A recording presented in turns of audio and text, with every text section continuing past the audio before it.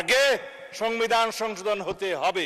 কোথায় আছে সংবিধান সংস্কার পরিষদের সদস্য হিসেবে শপথ নিতে পারবে? আমরা এই প্রস্তাব প্রত্যাখ্যান করছি, আমরা ওয়াক আউট করছি। ধন্যবাদ মাননীয় স্পিকার। জানি না আমি কিছু। আচ্ছা, সংসদে বিরোধী দলের ওয়াকআউট নিয়ে বিএনপিকে কঠোর বার্তা দিলেন অ্যাডভোকেট শিশির মনির চৌধুরী। বিএনপির জন্ম হয়েছে ক্ষমতায় থেকে ৭৮ সালে। আজকে তো খুব জনগণের কথা বলেন, কিভাবে ক্ষমতায় থেকে পার্টির জন্ম দিয়েছেন, এটা বিএনপি ছাড়া এর চাইতে বড় উদাহরণ বাংলাদেশে আর দ্বিতীয়টা নাই। বিএনপি লোকদের আচরণে মনে হয় এদের মাথায় আর ঘিলু নাই, সবটা নামে হাঁটুতে চলে। বললেন এই বিএনপির জন্ম হয়েছে ক্ষমতায় থেকে ১৯৭৮ সালে। কিভাবে এই বিএনপির জন্ম হয়েছে তা এই পার্টি ছাড়া আর কেউ ভালো বলতে পারবে না। সুতরাং সংসদে ছেলেবুলানো কথা কেউ মেনে নেবে না।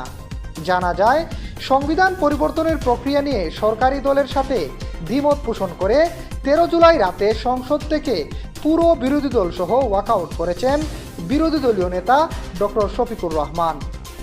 সরকারি দল সংবিধান সংশোধন এর জন্য বিশেষ কমিটি গঠন করতে চাইলে বিরোধী দল তার বিরোধিতা করে আমূল সংস্কারের দাবি জানায়। এই কমিটিকে জনগণের ম্যান্ডেটের পরিপন্থী আখ্যা দিয়ে ডক্টর শফিকুর রহমানের নেতৃত্বে বিরোধী দল সংসদ থেকে ওয়াকআউট করে। আর বিএনপির জাতির সাথে এমন ধোঁকা দেওয়াকে পূর্ব পরিকল্পিত বলে দাবি করেছেন অ্যাডভোকেট শিশির মনির। নিজের কোনটা ভালো হবে এটা তো পাগলেও বুঝে, পাগলে বুঝে না? একটা পাগল মহিলাও দেখবেন তাকে সন্তান কুলে দিয়ে দিলে সবকিছু ছেড়ে দেয়, কিন্তু সন্তানটাকে জড়ায় ধরে রাখে। দেখেন না রাস্তার পাশে বসে থাকে, কত নোংরা, খাইতে পায় না, কিন্তু সন্তান ছাড়ে না, বাচ্চাটাকে ছাড়ে না, কারণ এটা তার বেবি।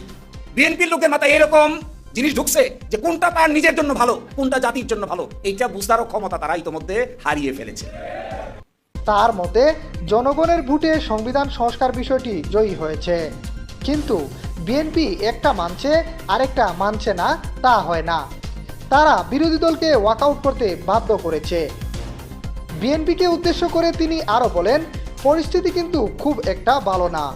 সময় থাকতে জনগণকে বুঝতে চেষ্টা করুন, আর না হয় আগামীতে কঠিন মূল্য দিতে হবে।